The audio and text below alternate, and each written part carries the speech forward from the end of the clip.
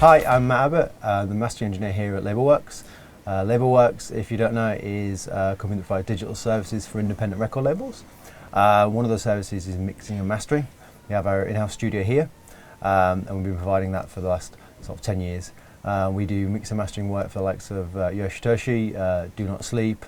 We've done work that's appeared on Universal, Sony, Armada, basically got a lot of the industry's best dance music record labels. I'm Alex, I'm the mix engineer at Label Worx. I've been producing music and mixing stuff for around 10 years as well. Recently came to Label Worx, well, about 3 years ago as one of the mix engineers, and it's my job here to get the mix down side of things done. So today we're going to cover a few things. We're going to do how to mix down a track and prepare the files for exporting stems ready for a stem mix down.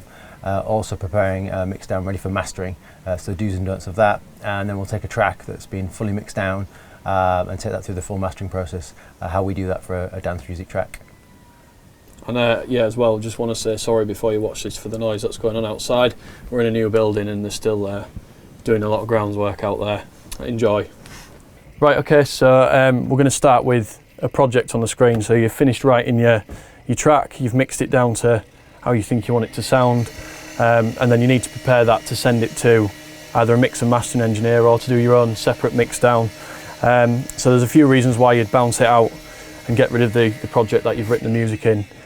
Main one being you've got all your plugins laid out, which you're constantly looking at, so you're conscious of what you've EQ'd, what you've compressed, you know, what you've done things to, which makes you think, oh well, I shouldn't compress that again, or I shouldn't EQ that again because you've already done it. And also because of the CPU load on your computer, if you've got a lot going on, the more you add stuff on there, then you're going to get crackles and pops when you're mixing down, which drives me nuts. So if we just go back to the arrangement page, this is something that I did a while back with a few guys. Happy with how I've got it mixed. I've got all my channels labelled, which is really important as well when it comes to doing a stem mix, because if you haven't got all them labelled, you're going to end up with a load of audio files and you don't know what everything is, and you have to listen through it, and it takes a ton of time doing that.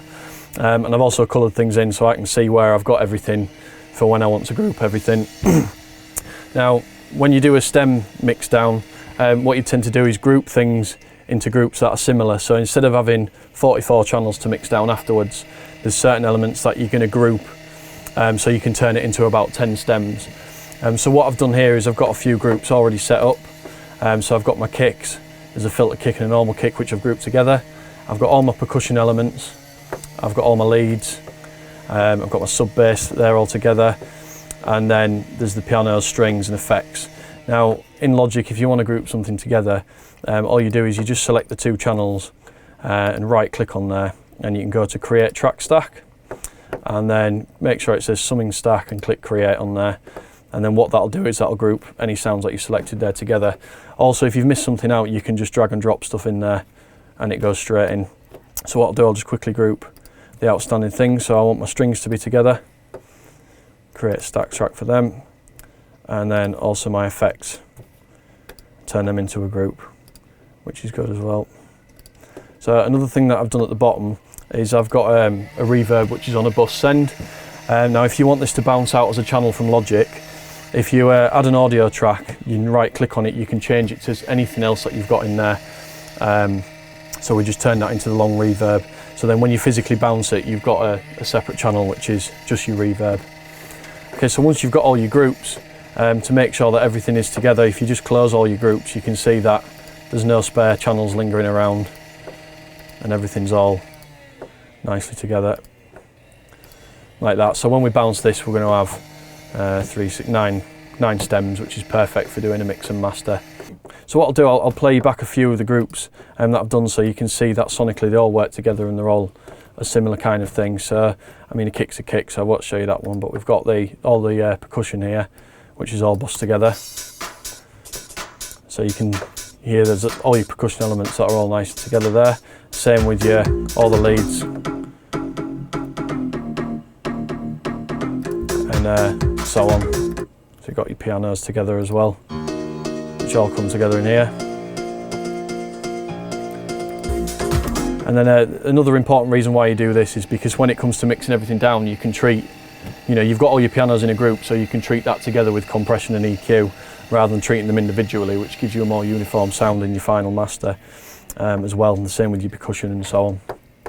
With any compression that you've got going on your mix, which is sort of creative compression such as sidechain in there, or anything which gives you a sort of creative feel in your mix, you know, it's important to leave that on at this stage. I mean, you can apply more in the mix down stage, but especially with, you know, if as a mix engineer working with other people, I'm happier for them to put the sidechain on that they're happy with, and they know that their track, you know, they want it to sound like that, and then I can apply any additional things, or you can leave it off and do it the other way if you're doing your own mix down. It's entirely up to you how you do it, but I prefer to do it in this part of the project, and then you know that it's right in the mix before you start mixing it down. Once you've got everything in there you're happy with, you can then export it. So if you close all your buses up, you can see that everything's all grouped together in the right places. There's nothing stray hanging around, and then you've got your final buses there.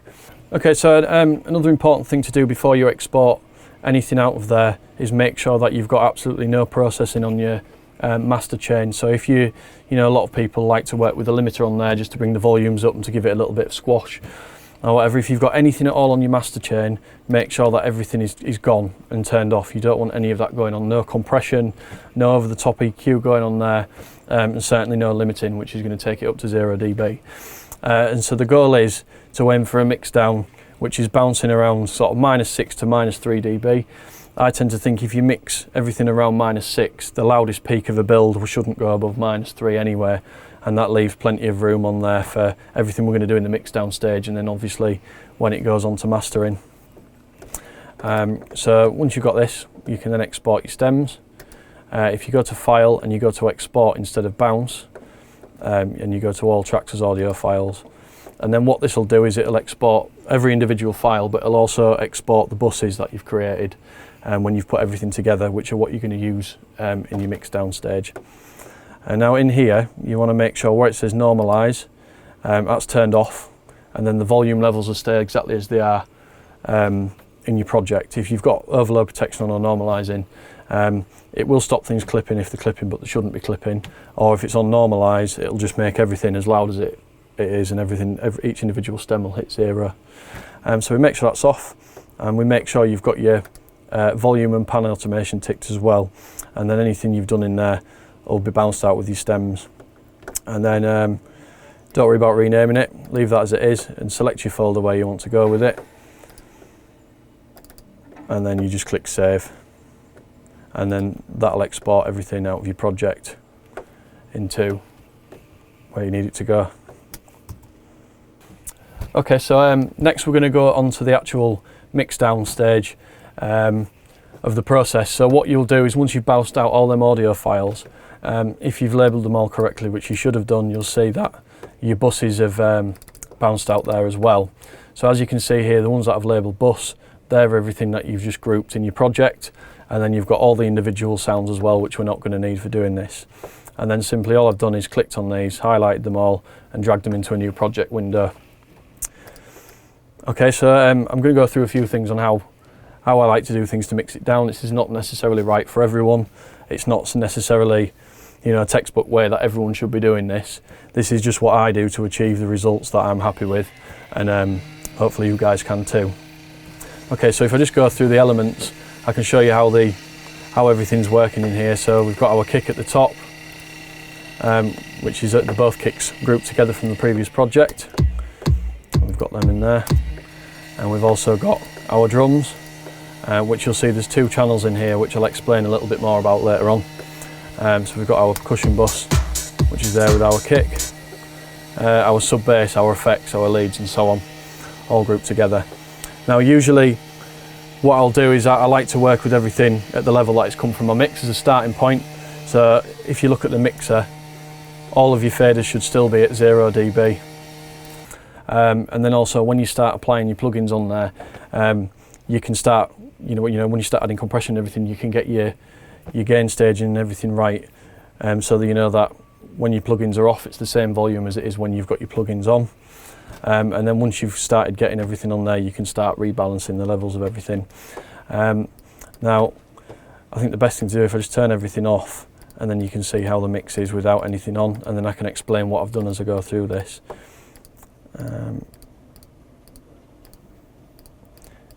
here we go. So the first thing which most people in dance music do is start with the kick drum.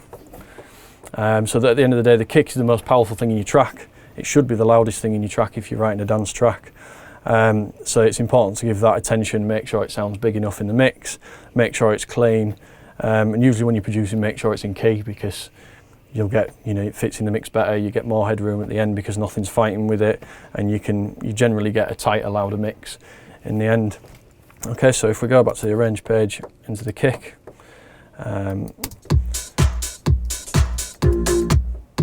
so this is our kick that we bounced out from the previous project, which sounds great as it is, but there's a few things we can do to make it sound even better.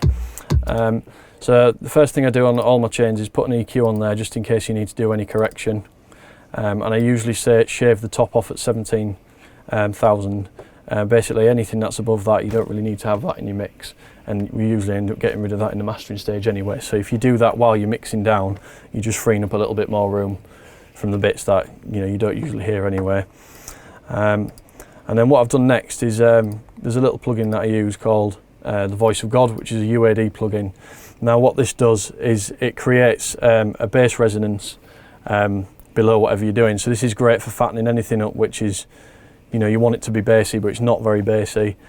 This will add another harmonic under there, and you can fine tune it to where you want to get it, just to really beef things up. So on bass lines, kicks, and even vocals, if they need thickening out, this is a great plugin to use.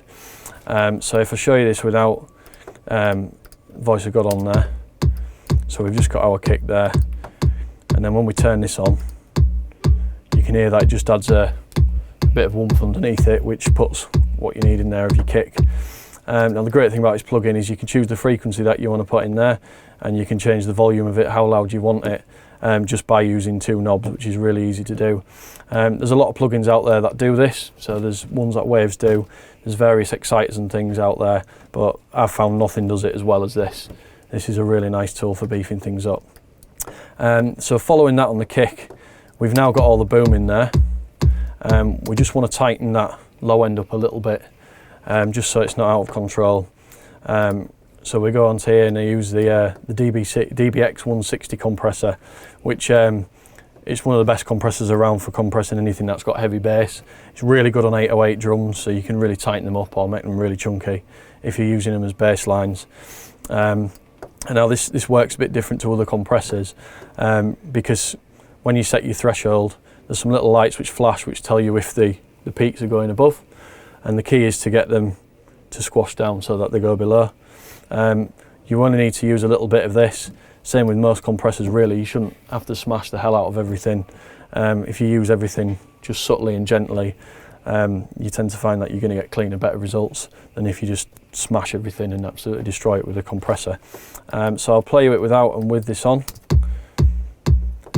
and then when we put this on, what you've done is you've still got that woomph there, but you've tightened it right up, which gives you a nice clean solid kick to sit in your mix. Okay, so that's pretty much all I'll do on this kick drum because it's nice and clean anyway.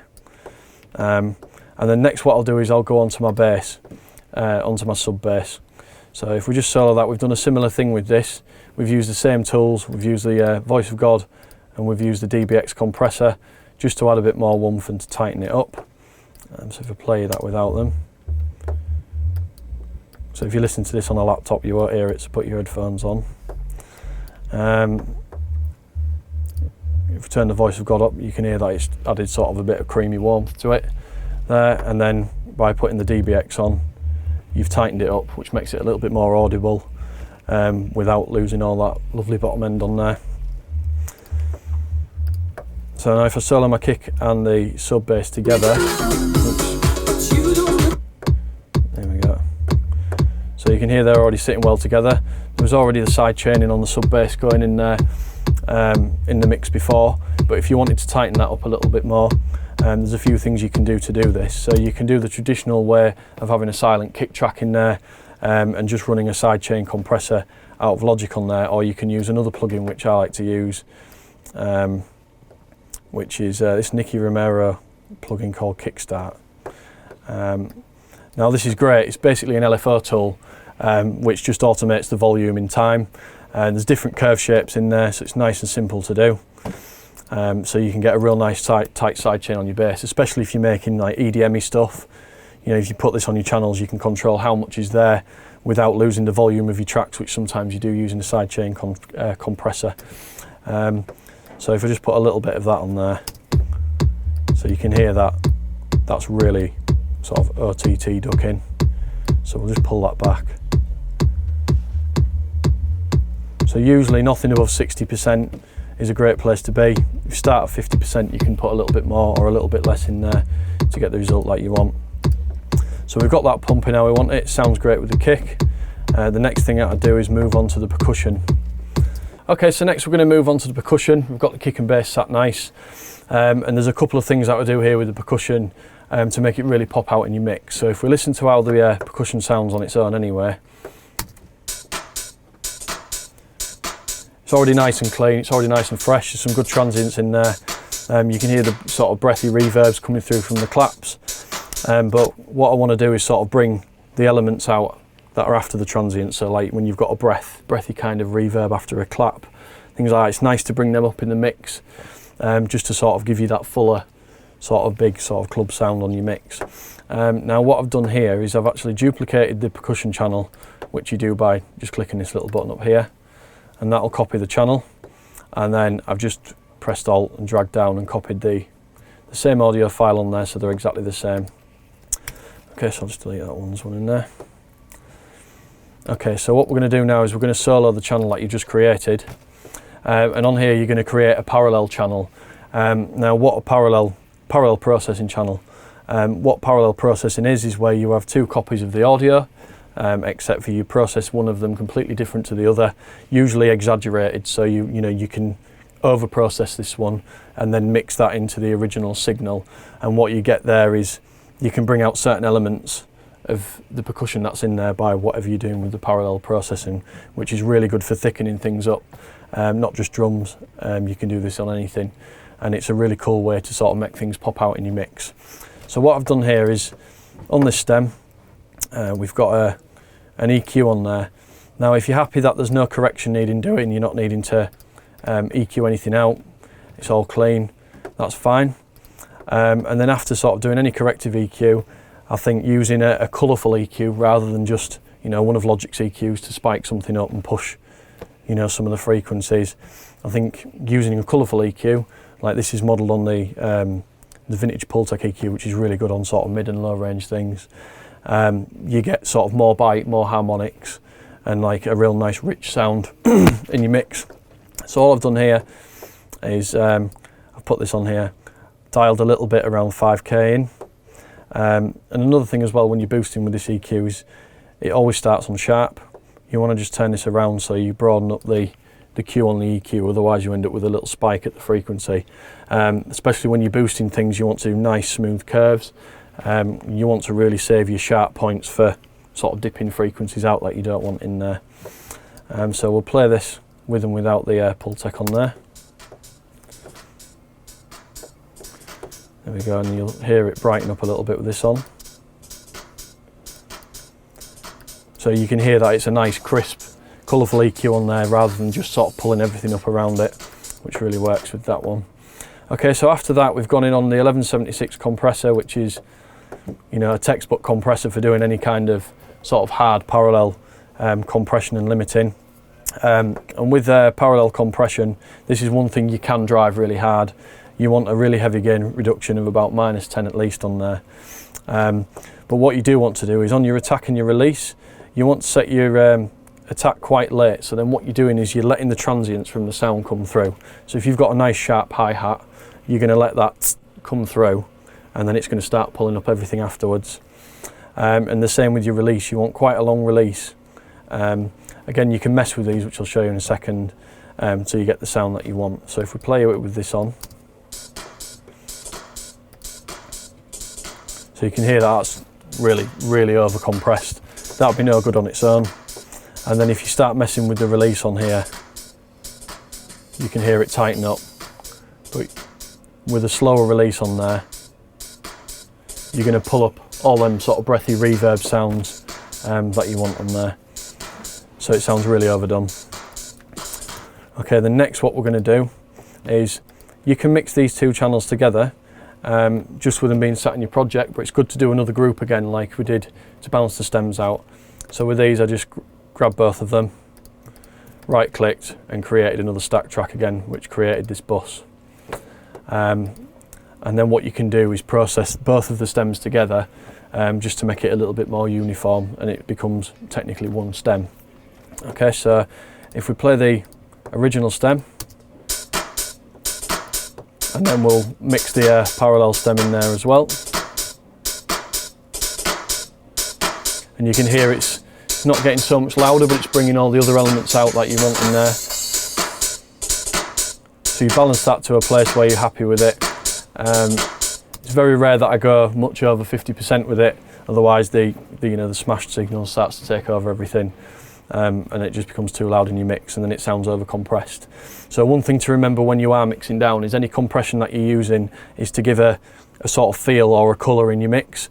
You're not trying to get that mastered sound. I've mixed a lot of things down and everything's over compressed because they're trying to mix down to a track which is people use reference files of something they bought off Beatport which is already mastered, so people in the mix down trying to get it to sound that loud, that sharp, and that's not the way to do it. So be sparse with your compression, and if you do parallel compression, again, just be really careful mixing it in and just have a little bit of it in there. Okay, so once we've got that and we've got our stems grouped together, that's now technically one audio file that we're going to work on. We've got a little bit more EQ and a little bit of glue compression on there, which is just to spice up the final thing. So again, you'll probably tell this is my go-to EQ for a lot of colourful things, is the Pultec again. And we've just gone up to 10k just to add that little bit of air onto the hi-hats. Again, we've not got a sharp curve, but it's a little bit tighter than before. We'll play that without and with it.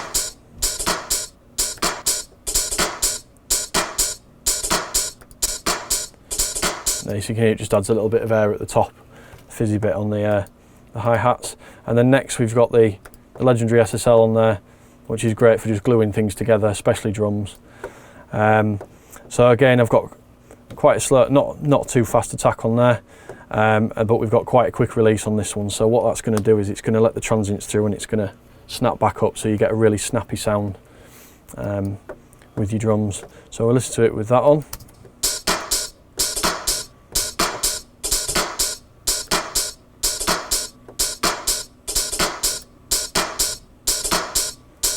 So you can really hear that on the clap, like bringing the sort of the tail of the clap up and the reverb and everything. So as well, if you're listening to this, you can see that everything's quite subtle, nothing's really harsh. So it's all just these little finer details which in the mastering stage are all going to come out and make it a lot better. Okay, so that's our drums now kicking our bass, all sorted. We just need to balance the drums with the kick and the bass now.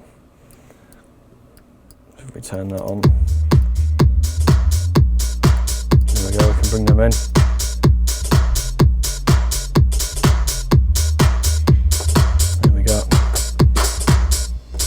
So all sits nice together. Next we're going to go on to the leads and talk about how you get your leads sat well in the mix. Now, providing you've bounced your group of leads out with them already sitting nice together, you've got no leads playing in the same range, so there's nothing harmonically distorting, and everything sort of sits, each lead sits in its own part of the octave on a keyboard. You can get some nice layers in there which work really well when you're processing it this way in a mix down. Okay, so this is the leads from the track that we've put in there.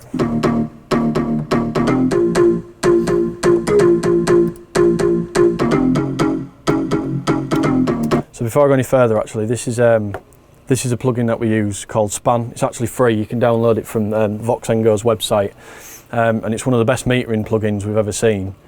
And we use it for everything because it displays not just the left and right loudness, it also displays the mid and side. So when you're spreading things in your track, you can see if it's going too far, you can see if you're making it cancel itself out, and it's really good, which you'll see on here. So when I press play on this, you'll see the stereo information looks yellow, whereas the mono information is in the green. And there's some little bits of red just poking out there, and what your red is when your side information is louder than your mid, that's causing phasing, and it's starting to cancel itself out a little bit. So it's a great way of seeing if you spread something too far. A lot of people use ozone a lot, and they love to, you know, spread things really far in the mix, and unless you're looking at something on a meter, it's quite difficult to tell with your ears if you're actually spreading it too far in the mix, which makes it difficult for a mastering engineer. Okay, so that's our lead as it is. We've got a little bit more processing on here. So again, we've gone in on the Pultec. Before that, we've just put a Logic EQ to clean up some of the bits we don't want in there. So again, we're shaving off 17,000 hertz at the top. We don't need that in there. And we've just scooped out a little bit of the low mid so that it's not too cluttered in the mix, and cut the bass off there as well. So without that, we've got this, and then with it, just thins it out a little bit and makes it a little bit more, sort of it'll gel better in the mix when you start getting everything else in there. Okay, so next on the chain, we've done our corrective EQing. What we're going to do is we're going to go in with some colour again. So I've got the Pultec back on there. Now what I've done is we've just turned the bandwidth up a bit so we can hear what's going on, and then we'll dial in a little bit of the top end and boost it to see where it sounds nice. And then if you mess around with the high frequency down here, you can change where you want the boost to be in the frequency range. So just a little bit at 8 seems to work nice. We'll have that on there. And then the other thing I've done as well is I've just put a little cut. So you've also got an attention as well as a boost on the Pultec, so you can just scoop little bits of stuff out there as well, and just to take a little bit more of that muddiness out of the bottom end. So this is with the EQ, and then this is without. There we go. Right, so next up then, we've done the EQ, we're going to use a bit of compression. This is the Shadow Hills compressor, which is a mastering compressor that's great for doing lots of different things. And you can use it in most sort of compression situations. And what it is a combination of two compressors. So you've got an optical compressor, which is quite aggressive, and then you've got a nice clean discrete compressor which the optical feeds into. Also, you can change the circuits, the metal of the circuit, so you've got nickel, steel and iron on there, which give you different kinds of coloration depending on how much you want on the mix. Also, you can see that there's two sides to this. You can use it as a separate left and right compressor, so if you've got any even signals, you can treat the left separately to the right, or you can just put it into stereo mode, which is how we use it, and then you only use one side of the knobs. So first of all, what you want to do is up here, this displays what you're metering at the top. So if we put this onto the optical compressor, and then we'll dial a little bit of the threshold in.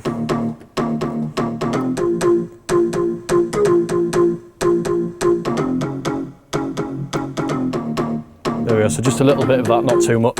Again, this is what's going to give it quite a thick coloured compression sound. So we just want a little bit of that in there. And then next what we're going to do is feed that through into the discrete compressor. So if we just put that onto discrete there, we can see what's going on. We dial the threshold in.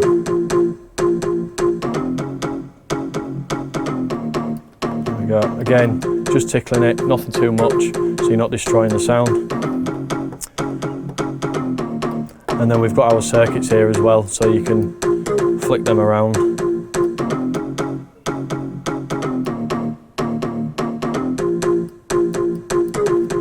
Again, it's quite subtle, but you can hear different nuances from whenever you switch them on. Okay, so that's our compression. We're happy with how that's sat on there. We'll turn that off, and then that's the leads. Leads all nicely sat and processed how we want them. So if we play it with everything on and everything off, you can hear what we've done to it.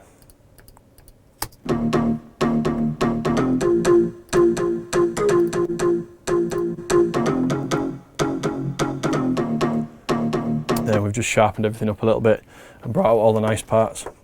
Okay, so next we've done that, we're going to move on to our pianos. So if we solo that and go to where the pianos are, now we've got, it's quite a heavily processed piano with reverb and everything on here, so there's quite a lot already going on there.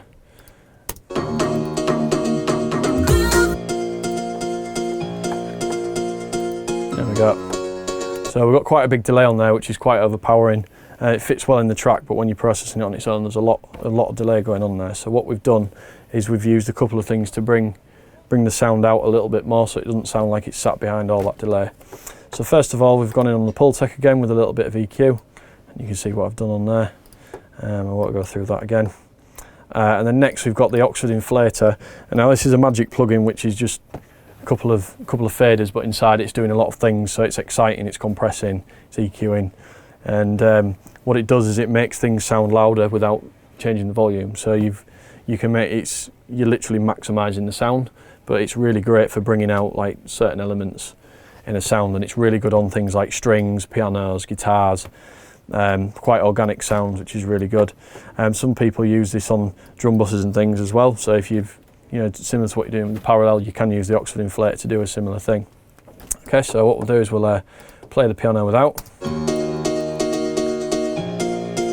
then we'll turn it on.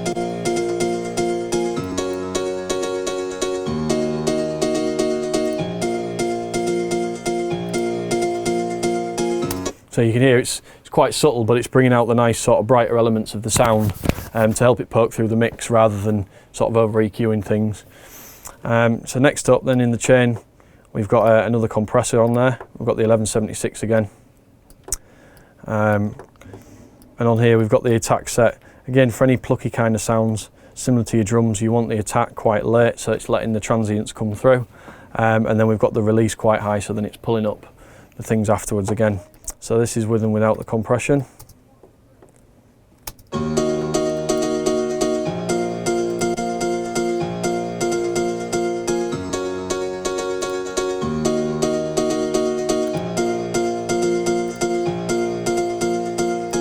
So you can hear again it's quite subtle, but again it's just the finer details you're bringing out in the track.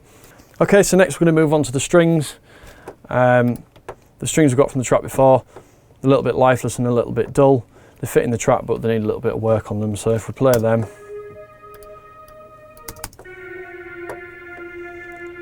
there we go. Now a good thing you can do to bring anything to life, pianos or strings, is use a chorus. Same with vocals as well, which I'll go on to in a bit. But what we've done here is we've actually chorused the strings, and what that does is it sort of gives it a better stereo image and starts to move the sound around a little bit, so it pokes through the mix. So again, this is another UAD plugin that I love, and it's the Roland Dimension D, which is, I've not used another chorus which is like this one. It's really good, it's really clean, and it just tends to work. There's a few things you can do with this as well, because it's really good on basses, it's really good on vocals, it's really good on everything that you want to put a chorus on, so it's worth checking out. Okay, so if we just turn that off, put that on, you can hear it just adds like a little bit more air around the sides without it sounding like it's got a big chorus on there. Turn that off again. Again, really subtle detail, but all these details ultimately help when you've got the whole mix going. So if I play everything with the kick and the percussion, you can hear a big difference with this. There we go.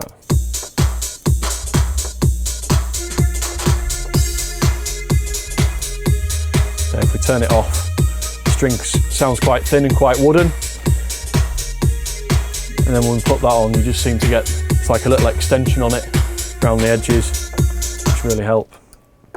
And then after that, we've just got another bit of EQ. Now this is the Helios 69 EQ, which is a vintage EQ emulation, which doesn't really look like much, but it's just ace at anything mid-range.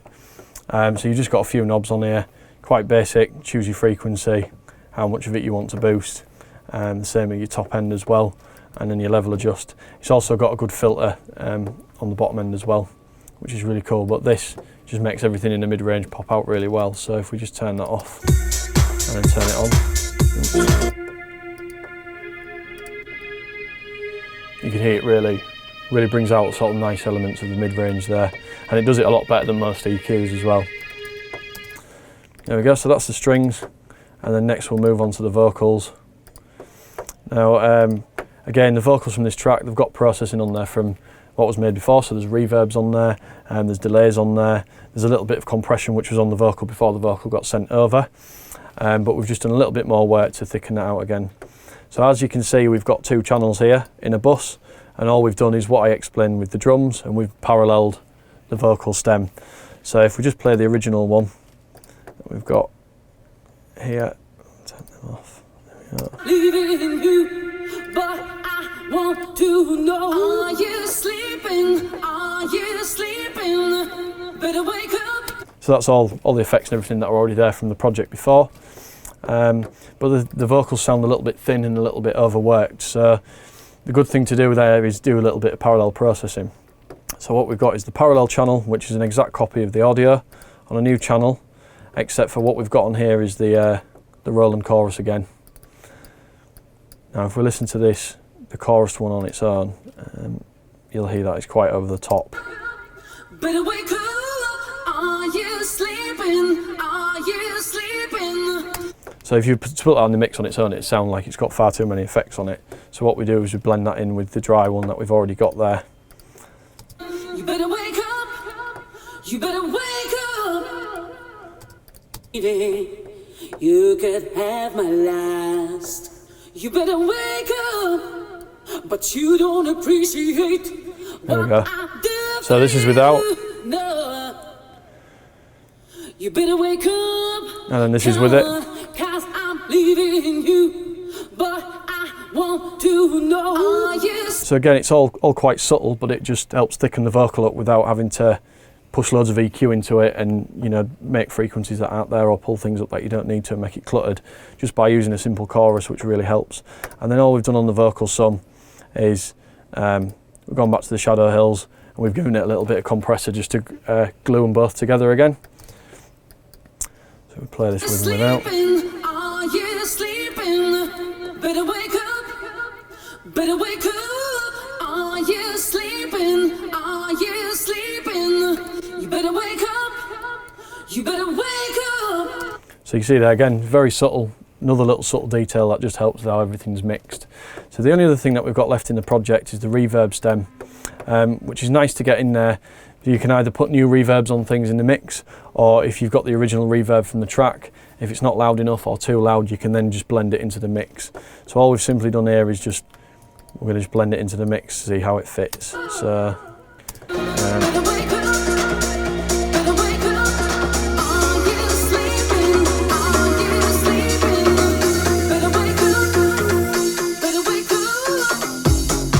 there we go. So again, we only need a little bit of this. Let's play it out on its own.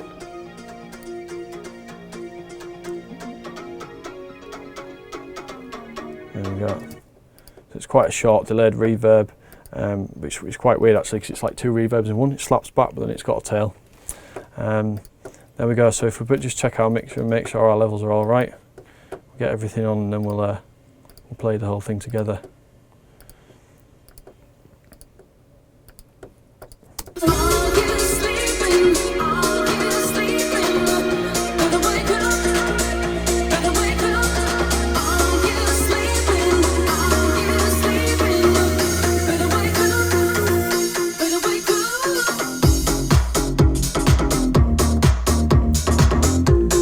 So we can hear that everything sits nice together. At this point, once you've processed everything, you can now start rebalancing everything.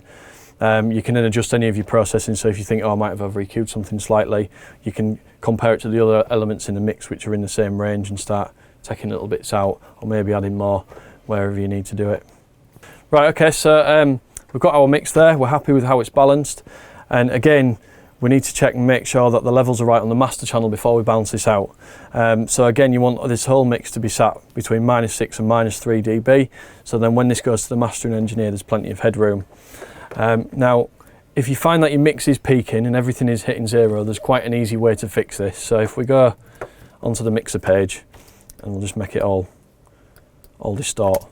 So there we can see it's clipping. Now, a lot of people ask us how to fix this because they've spent ages balancing a mix and it's all wrong, and there's a simple answer really. All you need to do is select all of the channels in one go and just bring them down, and you'll see you'll be able to bring it down to a level where it's not clipping. There we go.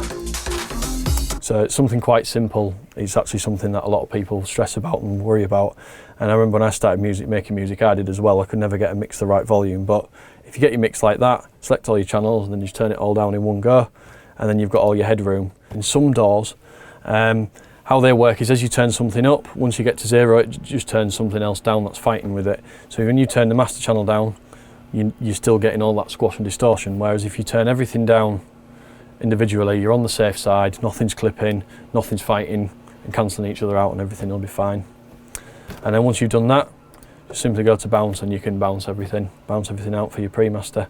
Now when you're doing this, I always set things to 24-bit. Again, you want to make sure that your normalise is off, because if you normalise it, you're just going to take everything up to 0, or the loudest point of the track up to 0. So leave that off, make sure it's 24-bit, and then off you go. Save that where you want to save it. Okay, so in this project, I'm just going to quickly show you what your pre-master should look like before you send it off for mastering, or before you master it yourself, or whatever you're going to do. Now, as I explained earlier about if you've got a limiter on your channel or any processing on your master, and you just turn your master fader down to -3, what you'll end up with is a brick with a piece of headroom, which is this red one down here. So all you're doing is turning a limited or compressed signal down. You're not actually taking it out of the limiters and reining it back. So make sure there's no limiters on your channel. Again, as I said before, no compressors, no nothing. And if you do that and you make sure that your levels are peaking between -3 and -6, your waveform should look like this. So as you can see, it's nice and dynamic. You can see all the peaks and the builds. You can see where everything breaks down. You can see where the drops come in. You see that the breakdowns are a little bit quieter than the drops, so that you don't get a massive build and then you lose all the energy when it drops. And it's all a nice tidy shape. As well, if you zoom in, you can see that you've got nice clean transients as well, with everything bubbling in between, which is a sign of a good mix down. Whereas if you look at the orange one and the red one, this one's with a limiter on hitting 0 dB, which is what your mastered track should look like. You can see that everything's pulled up to the top and you've started to already sort of squash the whole thing. And then the same with the red one down here. It's exactly the same as the orange one, just turned down, which is not what you want. So once you've done this, make sure your mix down looks like that, and you're on the right track for sending it in for mastering. Sorry, but that's all we've got time for. If you want to watch the rest of this, get yourself out and get the latest copy of Computer Music.